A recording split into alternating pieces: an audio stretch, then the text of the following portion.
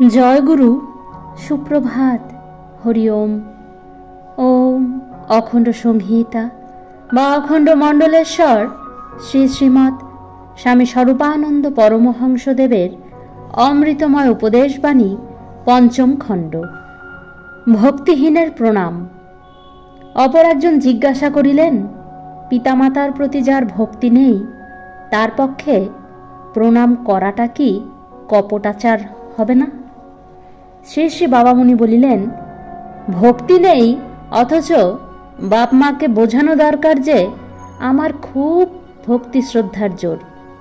এ অবস্থায় যে প্রণাম, তাকে কপটাচার বলা যায়। সম্পত্তি পাবার লোভে কিংবা অন্য কোনো স্বার্থসিদ্ধির উদ্দেশ্যে ভক্তিহীন চিত্ত নিয়ে নিচাত্তা সন্তান তাঁদের অনেক সময় প্রণাম ও সেবা শুশ্রূষা করে, তাতে কোনো পুণ্য নেই।